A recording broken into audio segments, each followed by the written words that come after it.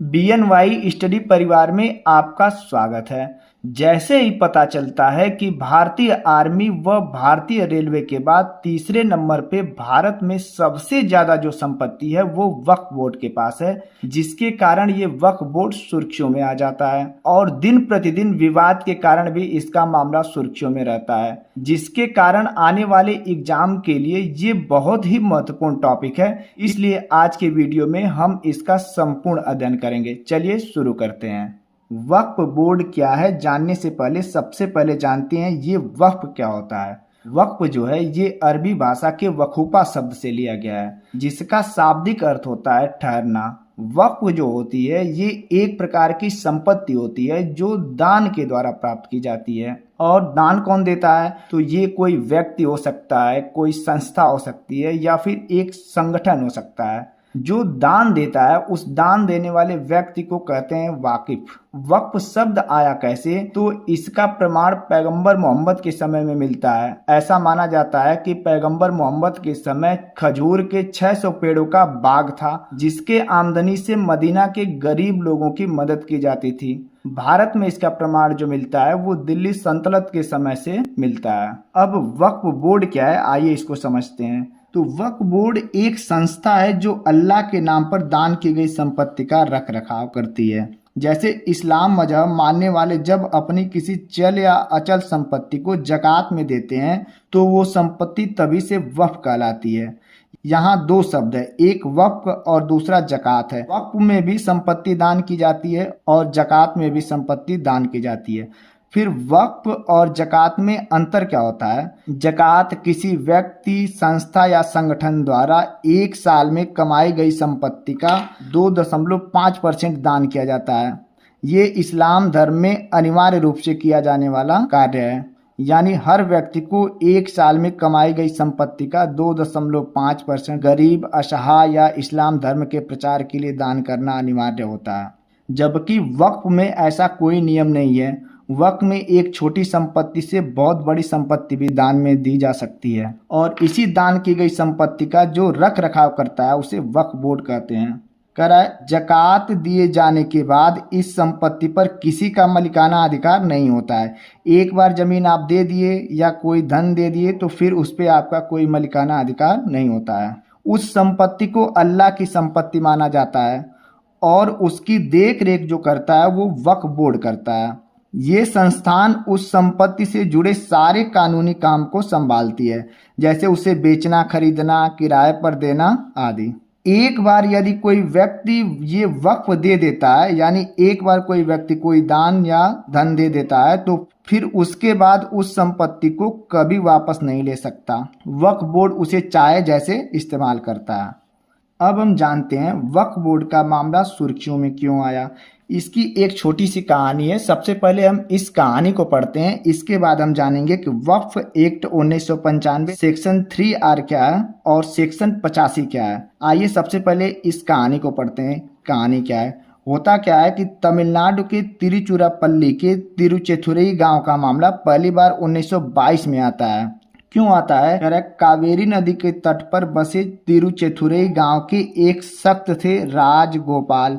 ये अपनी बेटी की शादी के लिए 1.2 एकड़ जमीन बेचने का फैसला लेते हैं। जब वह सब रजिस्ट्रार यानी तहसीलदार के दफ्तर में पहुंचते हैं तो उन्हें जमीन बेचने के लिए वक्फ बोर्ड से एनओसी लाने की सलाह दी जाती है।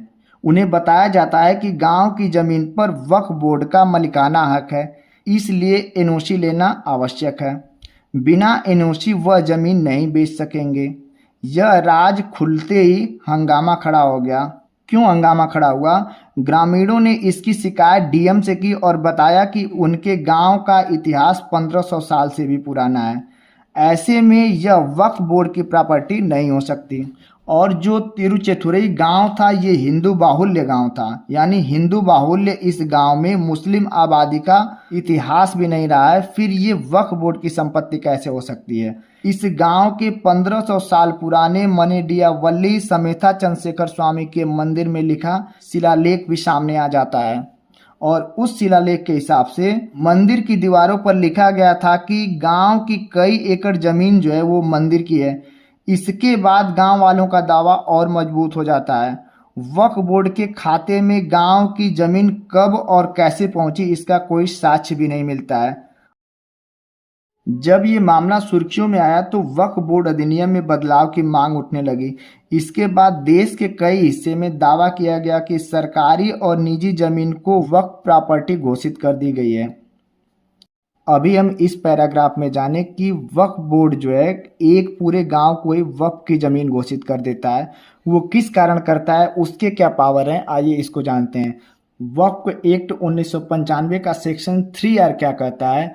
अगर वक्फ बोर्ड किसी संपत्ति को मुस्लिम कानून के मुताबिक पाक, मस्जिद या चैरिटेबल माने तो वह संपत्ति वक्फ बोर्ड की हो सकती है।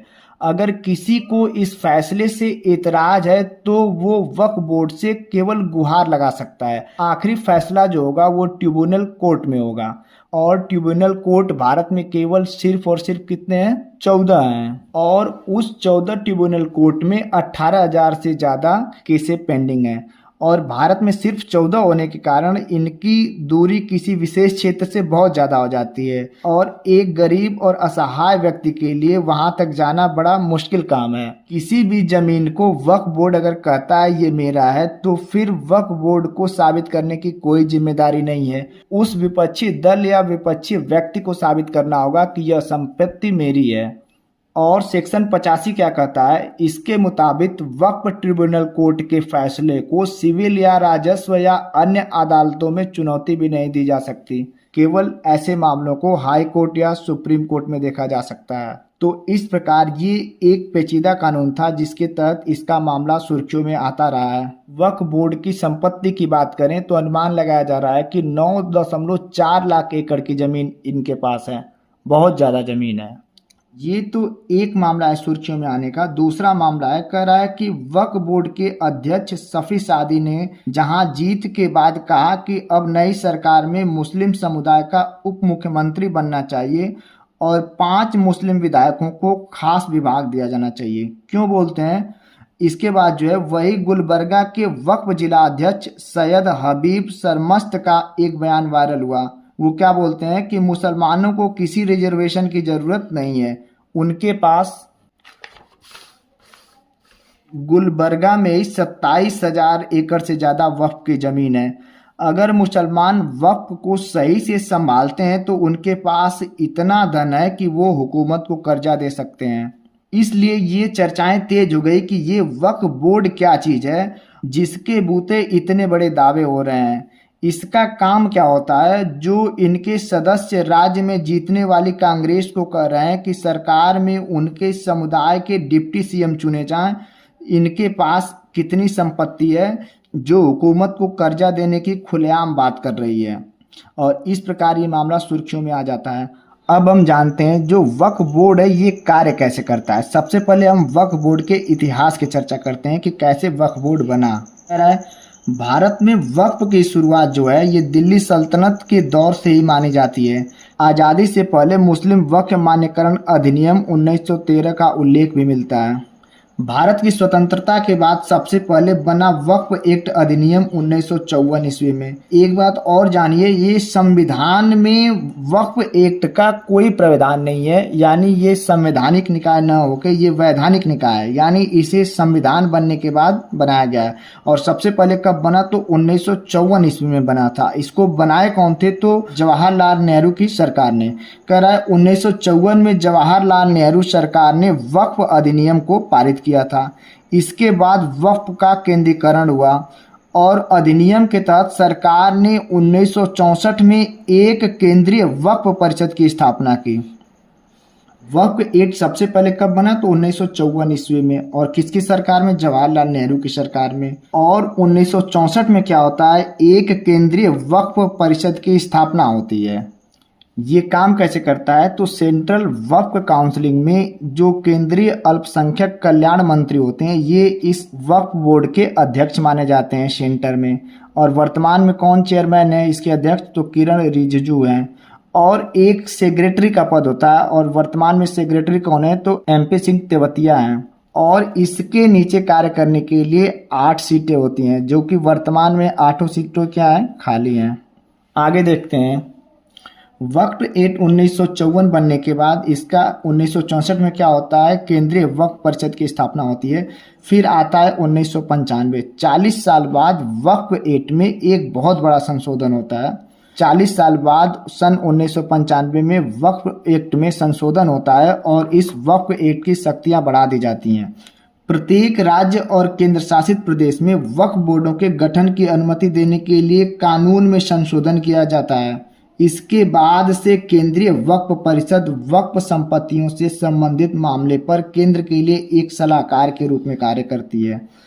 यानी अब जो केंद्र में वक्फ बोर्ड संगठन होगा वो राज्य और केंद्र शासित प्रदेश में बनने वाले वक्फ बोर्ड संसद के लिए एक सलाहकार के रूप में कार्य करेगा। 1995 के कानून संशोधन में बातें आती हैं। फिर आता है 2013 और 2013 में यूपीए की सरकार में 1995 का जो मूल वक्फ एक्ट था उसमें बदलाव करके वक्फ एक्ट की शक्तियां और बढ़ा दी जाती है और GIS यानी जियोग्राफी इंफॉर्मेशन सिस्टम के तहत जितनी भी वक्फ एक्ट की संपत्तियां थी सभी का सर्वे होता है।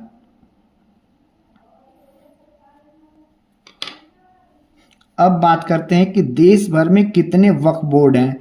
तो देश में एक सेंट्रल वक्फ काउंसिलिंग है और पूरे स्टेट में कितने हैं, तो 32 स्टेट बोर्ड हैं। यानी सेंट्रल में एक सेंट्रल वक्फ काउंसिलिंग है और जबकि 32 स्टेट में वक्फ बोर्ड हैं। हर राज्य में अलग अलग वक्फ बोर्ड होते हैं। जबकि केंद्रीय अल्पसंख्यक कल्याण मंत्री जो होते हैं सेंट्रल वक्फ काउंसिलिंग का पदेन अध्यक्ष होता है, यानी वही क्या होते हैं, चेयरमैन होते हैं। वक्फ बोर्ड में शामिल कौन कौन हो सकता है, तो बात करें वक्फ बोर्ड के सदस्यों की तो इसमें शीर्ष पर सारे मुस्लिम अधिकारी होते हैं। जैसे एक अध्यक्ष होता है, राज्य सरकार की ओर से एक या दो नामित व्यक्ति होते हैं, मुस्लिम विधायक होता है, मुस्लिम MP होता है और मुस्लिम वकील होता है, मुस्लिम IAS अधिकारी होता है और इस्लामिक स्कॉलर होता है।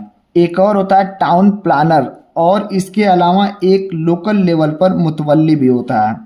यानी वक्फ बोर्ड जो राज्य में होता है उसमें सारे सदस्य जो होते हैं वो मुस्लिम होते हैं, चाहे वो मुस्लिम अधिकारी हो, चाहे मुस्लिम MP हो, चाहे मुस्लिम वकील हो, चाहे इस्लामिक स्कॉलर हो, और एक लोकल लेवल पे मुतवल्ली रख लिया जाता है। वक्फ के पास कितनी संपत्तियां हैं इस पे भी चर्चा करते हैं। कह रहा है पिछले दिनों खबर आई थी कि वक्फ बोर्ड रेल और सेना के बाद देश का तीसरा सबसे बड़ा जमींदार बनता जा रहा है।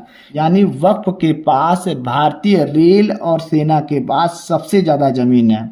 अल्पसंख्यक मंत्रालय के अनुसार वक्फ बोर्ड के पास पूरे देश में कितना 8,65,646 संपत्तियां पंजीकृत हैं। इनमें से 80,000 से ज़्यादा संपत्ति वक्फ के पास केवल बंगाल में है। बंगाल के बाद दूसरे नंबर पे पंजाब में वक्फ बोर्ड के पास 70,994 संपत्तियां पंजीकृत हैं। वही तमिलनाडु में 65,945 और कर्नाटक में 61,195 संपत्तियां पंजीकृत हैं। देश के अन्य राज्यों में भी इस संस्थान के पास बड़ी संख्या में संपत्तियां हैं। इसकी कानूनी वैधता पर सवाल भी उठ रहे हैं और इसका मामला सुप्रीम कोर्ट में भी गया था। कह रहा वक्फ के नाम पर वक्फ बोर्ड में जोड़ी गई इतनी संपत्तियों पर पिछले दिन बहुत सवाल उठ रहे हैं। यूपी जैसे राज्यों में वक्फ बोर्ड की संपत्तियों पर जांच के लिए राज्य सरकार जांच के आदेश भी दे चुकी है। इसके अलावा सुप्रीम कोर्ट में पिछले साल वक्फ बोर्ड को असंवैधानिक करार देने के लिए एक याचिका डाली गई थी। बाद में इस याचिका को खारिज कर दिया गया क्योंकि जो याचिकाकर्ता थे अश्वनी उपाध्याय इस याचिका से प्रभावित नहीं हो रहे थे। अब हम थोड़ी सी बात कर लेते हैं याचिका डालने वाले अश्वनी उपाध्याय की बातों को पर। अश्वनी उपाध्याय जो याचिकाकर्ता थे वो सवाल करते हुए कहते हैं कि वक्फ के नाम से भारतीय संविधान में एक भी शब्द नहीं है। सरकार ने 1995 में वक्फ एक्ट बनाया और ये सिर्फ मुस्लिमों के लिए बना दिया। उन्होंने पूछा कि जब संविधान में ऐसा शब्द ही नहीं था तो वक्फ एक्ट बना कैसे। इसमें मुस्लिम विधायक, MP, वकील, IAS स्कॉलर और टाउन प्लानर और एक मुतवल्ली होता है, मगर जो इसका पूरा खर्चा होता है वो तो पूरा जनता के टैक्स से दिया जाता है। वो और सवाल करते हैं कि जब सरकार मस्जिद मज़ारों से पैसे नहीं लेती है तो वक्फ पर उनके सदस्यों के वेतन पे पैसे खर्च करेगी तो ये आर्टिकल 27 का उल्लंघन होगा। उन्होंने यह भी कहा कि वक्फ बोर्ड 1995 के जरिए वक्फ बोर्ड को असीमित शक्तियां दे दी गई।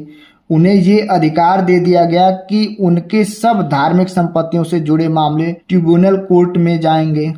ट्रिब्यूनल कोर्ट क्या है? ये पूरे भारत में केवल 14 ही है और इन्हीं में वक्फ बोर्ड संबंधी मामले का निपटारा होता है। अगर कोई व्यक्ति वक्फ बोर्ड से प्रभावित हो रहा है तो उसको इसी 14 ट्रिब्यूनल कोर्ट में जाना पड़ता है। अब ये पूरे भारत में सिर्फ 14 हैं। सोच लीजिए, अगर किसी व्यक्ति को किसी जिले में दिक्कत होती है और उस जिले से बहुत दूर ट्रिब्यूनल कोर्ट है तो वो उसे भटकना पड़ेगा। इसी का सवाल करते हुए कहते हैं कि देश में इतनी ट्रिब्यूनल कोर्ट नहीं है, ऐसे में अगर वक्फ जाकर किसी भी संपत्ति का दावा ठोकता है तो लोगों को दर दर भटकना पड़ता है। इसमें एक समस्या और थी कि जो वक्फ संपत्ति होती है जिसे वक्फ बोर्ड घोषित करता है, इसके बाद वक्फ बोर्ड को सबूत भी देना नहीं पड़ता है। जिस संपत्ति को वक्फ बोर्ड लिया है वो जो विपक्षी होगा उसे दावे और सबूत के साथ पेश करना होगा कि ये संपत्ति मेरी है।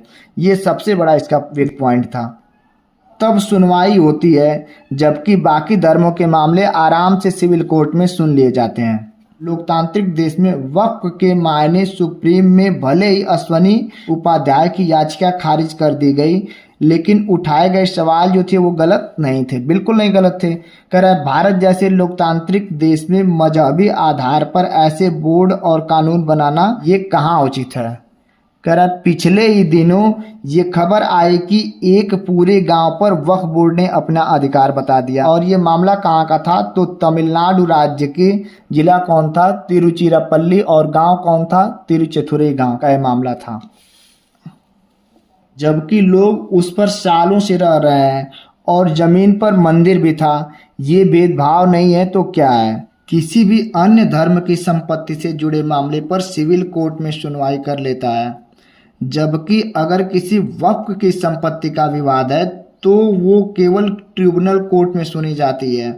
यानी अगर वक्फ कभी कहता है कि किसी गैर इस्लामी शख्स की जमीन भी उसके हिस्से में आती है तो उस व्यक्ति को ट्रिब्यूनल कोर्ट में जाकर शिकायत करनी पड़ती है।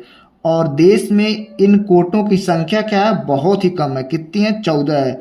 वही अगर यही विवाद किसी अन्य धर्म के व्यक्ति से जुड़ा है तो बड़े आराम से मामला सिविल कोर्ट में सुना जाता है। आपको जानकर हैरानी होगी कि वक्फ का कॉन्सेप्ट इस्लामी देशों तक में नहीं है, फिर चाहे वो तुर्की हो, लीबिया हो, सीरिया हो या इराक हो। लेकिन भारत में मुस्लिम तुष्टीकरण के चलते आज हालात ऐसे हैं कि इन्हें देश में तीसरा सबसे बड़ा जमींदार बताया जा रहा है। इनके पास अकुल संपत्ति है। मोस्ट टॉपिक में से एक क्या है? वक्फ बोर्ड संशोधन बिल 2024। इसके बारे में जानते हैं। कह रहा है केंद्र ने वक्फ बोर्ड के कामकाज में जवाबदेही और पारदर्शिता बढ़ाने तथा महिलाओं की अनिवार्य भागीदारी सुनिश्चित करने के उद्देश्य से 1995 के वक्फ अधिनियम में संशोधन के लिए संसद में एक विधेयक पेश किया है। यह पहल मुस्लिम समुदाय के भीतर से उठ रही मांगों का जवाब है और इसमें लगभग 40 संशोधन शामिल हैं। कह रहा विधेयक वक्फ बोर्ड द्वारा संपत्ति के दावों के लिए